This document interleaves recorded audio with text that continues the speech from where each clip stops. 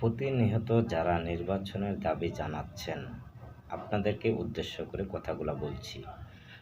তো বিশেষ করে গণতান্ত্রিক দেশ হিসাবে যদি নিরপেক্ষ একটা নির্বাচন পরিবেশ তৈরি করতে হয়, সর্বপ্রথম আপনারা সবাই ঐক্যবদ্ধ হয়ে মিলেমিশে অন্তর্বর্তী সরকার ডক্টর মোহাম্মদ ইউনূসকে সহযোগিতা করার দরকার।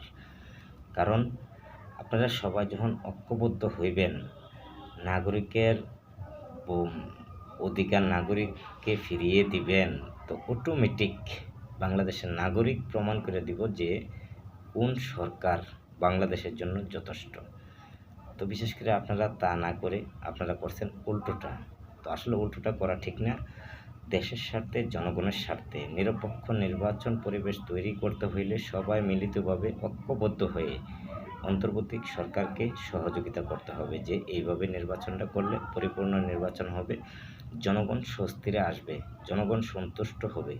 তো বিশেষ করে আপনারা যেভাবে লাফালাফি করতেছেন, আসলে লাফালাফি করে কোনো নির্বাচন পরিবেশ তৈরি করতে পারবেন না।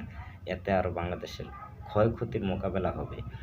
তো বিশেষ করে সর্বস্তরের নেতাবিন্দু, সর্বস্তরের মানুষ, বাংলাদেশের অল এভরিথিং নাগরিক সবাই মিলিতভাবে গণ্যমান্য ব্যক্তি যারা আছে তাদেরকে নিয়ে অন্তর্বর্তী সরকারকে সহযোগিতা করেন, নির্বাচন অফিসকে সহযোগিতা করেন যে কিভাবে নির্বাচনটা করলে পরিপূর্ণ নির্বাচন হবে, কিভাবে নির্বাচনটা করলে জাতীয় সংঘের প্রশ্নের মোকাবেলা হবেন না, কাউকে বাদ দিয়ে কেউ নির্বাচনে অংশগ্রহণ করা এটা সংবিধানে নাই।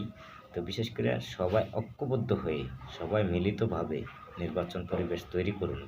সব ভালো থাকুন, সুস্থ থাকুন, মিথ্যা গুজব থেকে বিরত থাকুন। আল্লাহ হাফিজ। বাংলাদেশ।